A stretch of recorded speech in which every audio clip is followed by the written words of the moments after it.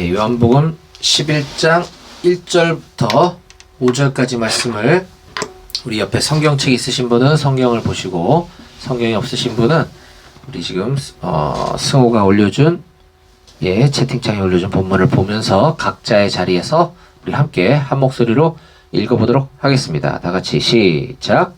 어떤 병자가 있으니 이는 마리아와 그 자매 마르다의 마을 베다니에 사는 나사로라.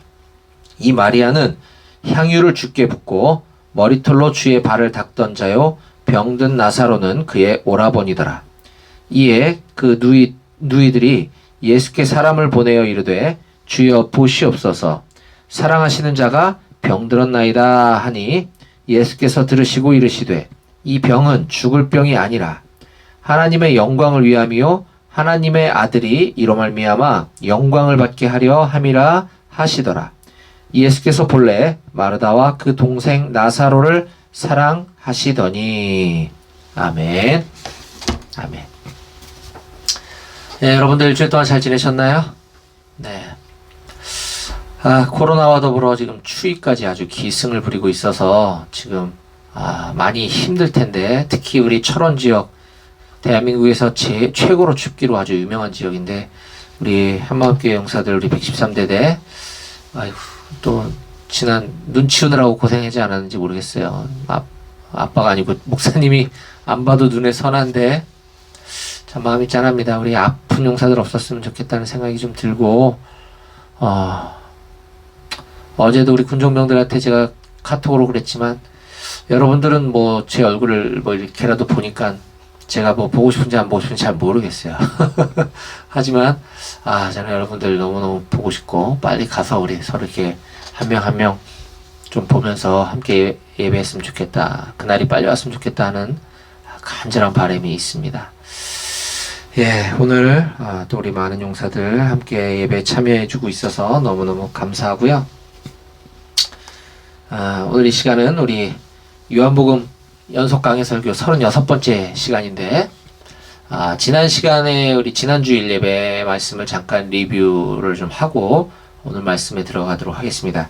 지난 시간에 우리 요한복음 10장까지 말씀을 함께 살펴보았는데, 그 중에서도 이제 하반부에 해당하는 요한복음 10장 22절부터 42절까지 말씀을 본문으로 하여 사람들이 예수님을 믿지 않는 이유라는 제목의 말씀을 나누었습니다. 사람들이 예수님을 왜 믿지 않을까? 라는 겁니다. 어떻게 보면 이해가 될 수 있을 것 같기도 하고, 어떻게 보면 이해가 안 되는 부분이 있죠. 그렇다고 한다면 사람들이 예수님을 믿지 않는 이유가 있을 텐데, 그것이 무엇인지 예수님이 요한복음 10장 말씀을 통해서 우리들에게 이렇게 가르쳐주고 계신 것입니다. 예수님은 공생의 사역 초기에 그분이 예수님께서 메시아, 구원자라고 하시는 사실을 밝히 드러내 주시기 위해 많은 표적과 기사들을 행하셨습니다. 그리고 때로는 군중들 앞에서 비유로 예수님 자신을 나는 생명의 떡이다, 나는 영원히 마르지 않는 생수다, 이와 같은 비유를 통해서 예수님은 누구신다라고 여러 차례 말씀을 해주셨습니다. 그런데도 안타까운 것은 예수님을 믿지 않는 사람들이 꽤 많이 있었더라 하는 것이죠. 특히 요한복음 10장에 예수님을 찾아와서 따지고 있는 이 바리새인들, 이 바리새인과 같은 사람들은 하나님의 말씀, 율법, 구약을 아주 잘 알고 있고, 그 말씀을 지키려고 상당히 그 수행, 고행을 아주 철저히 말씀을 지키며 살려고 해왔던 사람들이 바로 바리새인들입니다. 그와 같은 구약을 그렇게 잘 알고 있고 그렇게 철저히 지키려고 했다고 하는 그 사람들이 구약 성경이 지향하는 궁극적인 목적인 메시아, 구원자 예수 그리스도가 장차 이 땅에 오게 될 것이다, 구약 성경을 압축해서 한마디로 얘기하면 앞으로 오실 예수 그리스도를 미리 보여주는 게 구약 성경이거든요. 그럼에도 불구하고 그들은 자기 눈앞에 서 있는 예수님이 누구인지를 전혀 알지 못했다. 고로 예수님을 믿지 않았다. 아니, 예수님을 믿으려고 아예 마음조차 먹고 있지 않았다라고 하는 것이죠. 그래서 예수님께서는 사람들이 예수 그리스도를 구원자로 믿지 않는 이유에 대해서 이렇게 말씀하시는 거죠. 그건 바로 사람들이 아예 처음부터 예수를 믿지 않기로 마음에 이미 작정하고 있었기 때문이다 라고 말씀해주고 계십니다. 10장 25절 말씀인데요. 예수께서 대답하시되 내가 너희에게 말하였으되 믿지 아니하는도다. 내가 너희에게 말하였으되 믿지 아니하는도다. 내가 내 아버지의 이름으로 행하는 일들이 나를 증거하는 것이거늘. 예수님은 내가 내 아버지의 이름으로 이것을 행한다 라고 이렇게 누차례 얘기했음에도 불구하고 너희가 나를 믿지 않는 것은 이미 믿을 마음이 없어. 너희는 이미 믿지 않기로 작정한 자들이야. 이렇게 지금 말씀하고 계신 것입니다. 오늘날도 마찬가지입니다. 오늘날은 이미 예수님에 대한 수많은 책들, 전기들, 설교 말씀들, 주변에 예수 믿는다고 하는 사람들이 넘쳐납니다. 오늘도 넘쳐나네 찬양 부르지만 이건 주님을 향한 내 사랑이 넘쳐난다는 고백의 찬양이고, 우리 주변에 예수를 믿는 사람들 넘쳐납니다.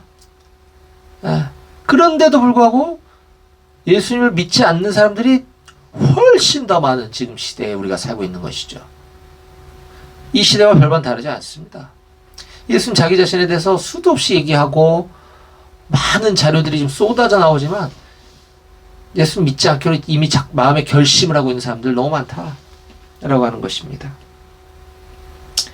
또 예수님이 사람들이 예수님을 메시아라고 믿지 않는 또 다른 이유에 대해서 그들은 목자에게 속한 양이 아니기 때문이다 이런 표현을 쓰고 계십니다. 즉 예수님 자신이 목자이신데 목자에게는 자기의 양이 있고 남의 양, 내 양이 아닌 또 다른 양들이 많이 있겠죠.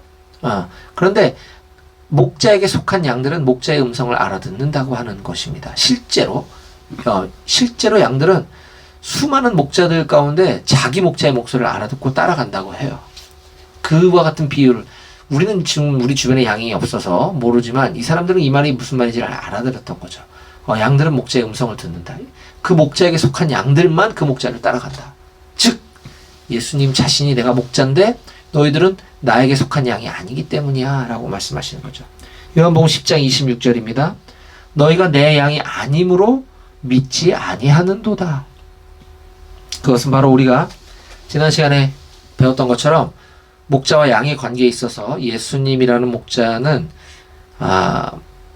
자기 양을 위해서, 다른 목자들은 안 그러겠지만 예수님이라고 하는 그 목자만큼은 자기 양을 위해서 목숨까지도 버릴 수 있는 목자인데, 지금 예수님 앞에 나와서 예수를 믿지 않고 예수님을 공격하고 따지고 하는 이 사람들은, 이 유대인들은 바로 예수님께 속한 양이 아니기 때문이다라고 말씀해주고 계시는 것입니다. 앞서 말씀드렸듯이 양은 목자의 음성을 알아들을 수밖에 없습니다. 마찬가지로 우리는 우리의 목자 되신 예수님의 말씀, 음성, 성경 말씀을 우리는 알아들어야만 하는 것입니다. 양이 목자를 믿는 데 있어서는 조건이나 이유가 없습니다. 무조건 믿고 그냥 무조건 따라가는 것입니다. 절대적으로 믿는 겁니다. 목자가 자기 자신을 어디로 데려가는지 궁금해하거나 물어보거나 글로 따라갔을 때 나에게 오는 유익이 있는지 없는지 따져보고 판단하지 않습니다. 그냥 목자가 이끄는 대로 양을 쫓아갈 뿐이죠. 마찬가지로 오늘 여기 있는 우리 모두도 목자 되신 예수님께 100%의 순종을 드리며 예수님만을 따라가는 것이 바로 예수님께 속한 양된 본분이다 라고 하는 사실을 꼭 기억하시기 바랍니다. 오늘 우리 이제 본문으로 돌아와서 오늘 우리가 아까 읽었던 요한복음 11장 말씀은 새로운 등장인물이 소개되고 있습니다.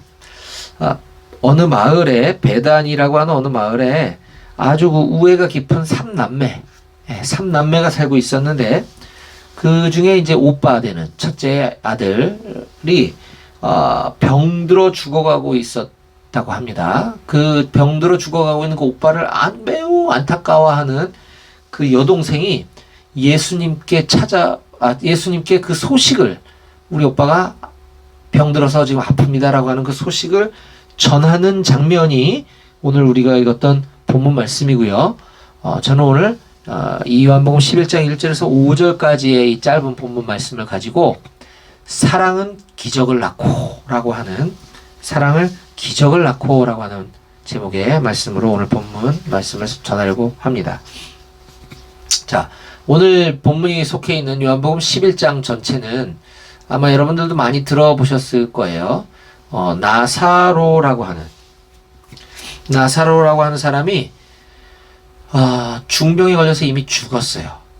이미 죽었다가 예수님께서 그 죽었던 사람을 다시 살려내시는 기적이 기록되어 있는 본문이 요한복음 11장 전체 말씀입니다.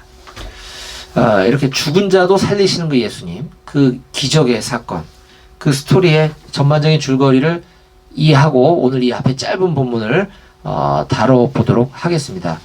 우선 오늘 읽었던 처음 1절과 2절 말씀은 이렇게 시작을 하죠. 어떤 병자가 있으니 이는 마리아와 그 자매 마르다의 마을 베다니에 사는 나사로라. 어떤 병자가 있으니 그는 나사로라고 하는데 이는 마리아와 그 마리아의 자매 마르다와 함께 있는 사람이라는 거죠. 베다니 마을에 살고 있고요.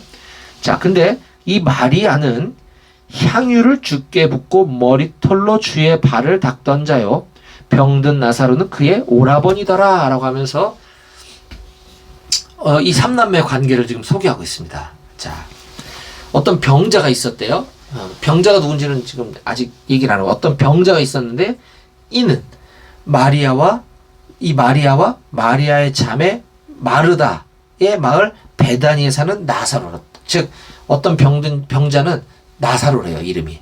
이 병자는 나사로라고 하는데 마리아와 마리아의 자매 마르다가 살고 있는 베다니 사람이고, 베다니죠. 갑자기 생뚱맞게 병자 얘기하다가 마리아와 마르다를 출연시키고 있어요. 근데 이 마리아와 마르다는 베다니 사람이래요. 자, 그런데 그 중에서도 이 마리아는 예전에 향유를 예수님 주께 와서 붓고 머리털로 주의 발을 닦았던 사람이래요. 갑자기 병자 나사로를 얘기하다 말고 뜬금없이 지금 마리아라고 하는 여인이 예전에 했었던 어떤 사건을 지금 서술하고 있어요. 자, 그런데 다시 나사로에게 돌아와서 그 나사로는 그 마리아의 오라버니더라, 이렇게 지금 얘기하고 있는 것입니다. 아까 한마디로 요약하면 삼남매가 살고 있었는데 나사로는 큰오빠, 그 다음에 여동생 둘이 있었구나, 마리아와 마르다, 이거예요. 이거를 지금 이렇게 복잡하게 지금 설명을 하고 있는데, 뭔가 여기에서는 지금 병든 나사로가 오늘 기적의 현장의 주인공이긴 하지만 그 가족인 마리아라고 하는 인물의 비중을 굉장히 무게를 두고 있다라고 하는 사실을 알 수 있는 거죠. 자,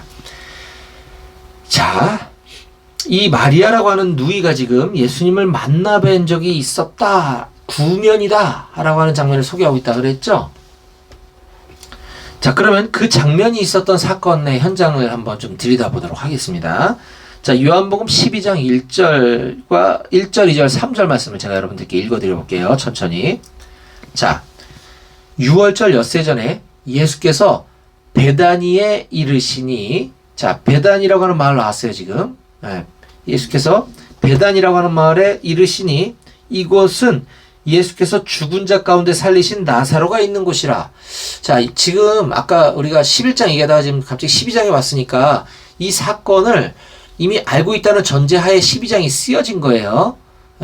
이거는 지금 그 소설을 집필한 사람이 과거에 있었던 사건도 알고 있고 이때 있었던 사건도 알고 있으면서 이 사건을 얘기할 때 이 사건을 언급해서 아까 11장에서 얘기하고 있는 것이고, 지금 12장에 이 사건을 얘기하면서 이 사건을 갖다 언급하면서 얘기하고 있는 거예요. 자, 그러니까 시간 순서는 중요하지 않아요. 자, 두 가지 사건이 있었는데 서로 끌어다가 지금 연결을 시키고 있다는 것이죠. 자, 그래서 자, 오늘 11장 1절에서 5절까지에서는 나사로가 뭐 죽었더라, 살았더라 이런 얘기는 안 나와요.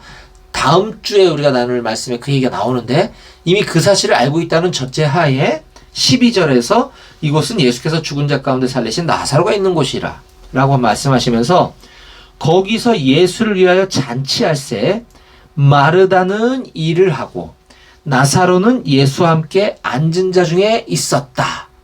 이렇게 지금 소개하고 있어요. 자, 마리아는, 마르다는 지금 일을 하고 있어요. 잔치집에서 지금 마르다는 열심히 일을 하고 있고, 그 나사로는 예수와 함께 앉은 자 중에 있었다라는 것은 예수님과 지금 겸상을 하고 있다는 거죠. 매우 가까운 지근거리에 있는 것입니다. 자, 그런데 또 마리아가 남았죠. 마리아는 지극히 비싼 향유, 곧 순전한 나드 한 근을 가져다가 예수의 발에 붓고 자기 머리털로 그의 발을 닦으니 향유 냄새가 집에 가득하더라. 라고 하는 지금 이 사건을 기록하고 있는 거예요. 이 순전한 나드 한 근, 이거는 엄청나게 비싼 이 재산이라고 합니다. 자기가 가진 소중한 것, 값비싼 걸 예수님 앞에 지금 드린 거예요. 이걸로 인해서 그 주변에 있던 사람들이 가룟 유다가 막 비난하기도 합니다. 뭐 오늘 그걸 자세히 얘기하지는 않을게요. 자, 여기에 지금 보면 마르다와 나사로와 마리아의 그 모습을 핵심적으로 지금 보여주고 있는 걸 잘 알 수 있죠. 자, 중요한 거는 이 나사로라고 하는 사람은 예수와 함께 앉은 자 중에 있었다라고 하면서 예수님의 최측근에 있었다고 하는 사실, 그리고 마리아는 자기의 값비싼 걸 예수님께 가져와서 드렸다라고 하는 그 사실. 자, 이게 굉장히 중요하죠. 자, 실제로 이 다른, 지금 요한복음 12장을 제가 읽었지만, 다른 마태복음과 마가복음에 보면, 이렇게 거룩한 낭비를 하는 이 마리아의 모습을 보고 비난하는 사람들을 향해 예수님은 그 비난하는 그 사람들을 책망하시면서 도리어 마리아를 매우 크게 칭찬하시는 장면이 이렇게 나와 있습니다. 자, 마가복음 14장 3절부터 제가 읽어드릴게요.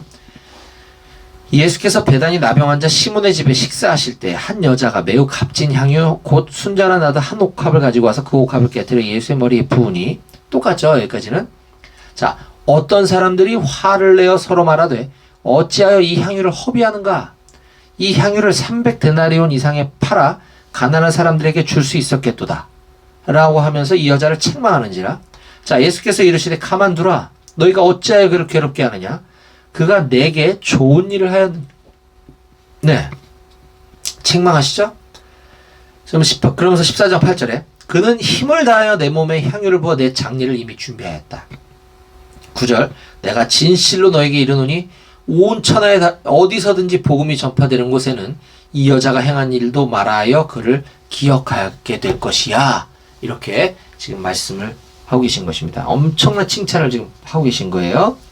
자, 지금 마가복음 14장 3절부터 9절까지의 말씀을 다시 오늘 본문으로 돌아와서 요한복음 11장 5절에서는 한 문장으로 함축해서 요한은 이렇게 기술하고 있습니다. 예수께서 본래 마르다와 그 동생 나사로를 사랑하시더니. 네. 이 한 문장이면 끝난 거예요. 예수께서 본래 마리아는 말할 것도 없고요. 마르다와 그 동생 나사로를 사랑하셨다. 한마디로 이건 거죠. 자, 이렇게 예수님께 극진한 칭찬을 받은, 아주 극찬을 받은 이 가정에 지금 예수님과 아주 친밀하게 밥상머리를 같이 하고 앉아서 식사를 할 정도로 가까웠던 이 나사로가 지금 병들어 죽게 되자 그의 여동생인 마리아가 사람을 보내서 예수님께 다음과 같이 간청을 합니다. 자, 오늘 본문 요한복음 11장 3절입니다. 이에 그 누이들이 예수께 사람을 보내어 이르되 주여 보시옵소서 사랑하시는 자가 병들었나이다 하니. 이것은 지금 단순히 나사로가 지금 병들어 죽게 생겼습니다. 아니, 지금 병들어서 아픕니다. 많이 아픕니다. 예수님 기도 좀 해주세요. 이 정도 차원이 아닙니다. 지금 예수님이 나사로가 죽을 것 같은, 오라버니가 죽을 것 같이 지금 아프기 때문에 예수님께 절박한 심정으로 간청을 하고 있는 장면입니다. 자, 근데 여기에서 이 짧은 문장에서 우리는 놀라운 사실을 몇 가지 발견할 수 있는데요. 여러분들, 제가 지금 몸을 이렇게 자꾸 움직이는 거, 허리가 제가 불편해서 그런 거니까 좀 양해해 주시기 바랍니다. 제가 이렇게 건들거리는 게 아니고요. 허리가 아파갖고 지금 자세를 이렇게 바꿨다 저렇게 바꿨다 하니까 여러분들 좀 양해해 주시기 바라요. 자, 이때 이 마리아가 이 여동생들이 예수님께 보낸 그 짧은 한 문장에 주여 보시옵소서 사랑하는 자가 병들었나이다. 여기에서 우리는 매우 중요한 몇 가지 사실을 발견할 수 있는데요. 자, 첫 번째 주여라고 하는 단어를 우리가 좀 주목해 보았으면 좋겠습니다. 주여. 이건 그냥 단순히 습관처럼 주여, 주여. 그냥 나오는 말이 아니에요. 여기에는 이 주여라고 하는 말에는 이 내가 간절히 간구하는 그 대상자인 예수님이 주이십니다. 나의 주인이십니다. 주인은 내가 주인이라고 생각하는 사람에게는 그 사람이 뭐라고 얘기하든지 따라가야 되는 게 마땅한 본분인 거죠. 그런 예수님을 주인으로 지금 고백하고 있는 것입니다. 오늘날 우린 주여, 주여, 주여, 주여. 너무 흔하게 쉽게 입에서 그냥 뭐 조사처럼 내뱉는데 이 주여라는 이 단어는 정말 우리가 어떤 의미를 갖고 있는지를 기억해 볼 필요가 있다는 것입니다. 마리아는 지금 예수님을 향해서 나의 주인 되신 분께 제가 이렇게 아뢰입니다. 간구합니다라고 하는 그 믿음을 지금 드리고 있는 장면인 거예요. 또 보시옵소서. 보시옵소서. 자, 마리아는 지금 예수님께 내 오라버니를 고쳐주시옵소서, 내 오라버니를 살려주시옵소서, 내 오라버니가 한 일을 기억해 주시옵소서, 뭐 내 오라버니를 어떻게 해주시옵소서, 뭐 예수님께 막 떼쓰고 있지 않습니다. 그렇다고 해서 마리아가 믿음이 없느냐, 예수님께 지금 뭐 기도가 너무 허술한 거 아니냐, 뭐 이렇게 얘기할 수 없습니다. 오빠에 대한 간절한 마음이 너무 부족한 거 아니야? 아닙니다. 이 주여 보시옵소서, 이 한마디에 저는 모든 게 다 들어있다고 봅니다. 그녀의 깊은 탄식과 절망과 안타까움, 주님 도와주십시오 라고 하는 그 깊은 절망에서 나오는 믿음의 고백인 것이죠. 그 믿음의 간구 우리 느낄 수 있습니다. 그러면서 이런 말을 덧붙입니다. 사랑하시는 자가 병들었나이다. 내가 사랑하는 오라버니가 병들었습니다가 아니고요. 사랑하시는 자, 당신이 사랑하시는 자. 높임말이 지금 2인칭으로 표현되는 거잖아요. 내가 사랑하시는 자는 틀린 어법이죠. 사랑하시는 자라고 한다면 그 앞에 주어는 생략되어 있는 거죠. 당신이 사랑하시는 자가 병들었습니다라고 하는 것입니다. 자, 여기서 우리는 바로 중보기도의 중요한 원리를 발견하게 됩니다. 중보기도. 지금 물론 이 장면은 이 여동생들이 사람을 보내서 예수님께 그 소식을 전하는, 뭐 편지가 됐든 뭐 말로 전하고 있는 장면인데요. 이것은 중보기도의 원리와도 동일하다라고 하는 것입니다. 우리는 우리의 그 기도의 간구의 대상자 바로 예수 그리스도가 나의 주인이라고 하는 그 고백을 철저히 인식하고 그러한 믿음으로부터 우러나오는 기도, 간구를 드려야지만 그것이 참된 기도다라고 하는 것이고요. 또한 우리는 기도할 때 내 기준에서, 내 입장에서 어떻게 해달라고 드리는 기도가 거의 우리의 기도의 대부분입니다. 99.9%인 것 같아요, 제가 볼 때. 그런데 그냥 이 상황 자체를 주님께 다 맡겨드리는 기도. 네.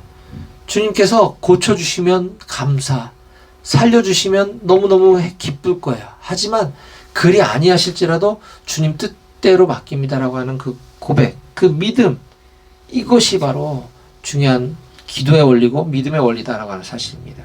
또한 우리가 중보 기도하고 있는 중보의 대상자들이 모두 다 주님이 사랑하시는 자라고 하는 사실을 우리는 철저히 인식해야 합니다. 이 여동생들이 주님께서 사랑하시는 자가 병들었습니다라고 하는 것은 주님께 부담을 드리려고 하는 말이 아니고요. 주님은 우리를 너무나 사랑하시는 분이십니다 라고 하는 그 또한 믿음의 고백인 것입니다. 주님은 죄에 찌든 저와 여러분들을 살리기 위해 목숨까지 아끼지 않고 버리신 분이십니다. 우리를 얼마나 사랑하셨으면 목숨을 아끼지 않으셨던 것이죠.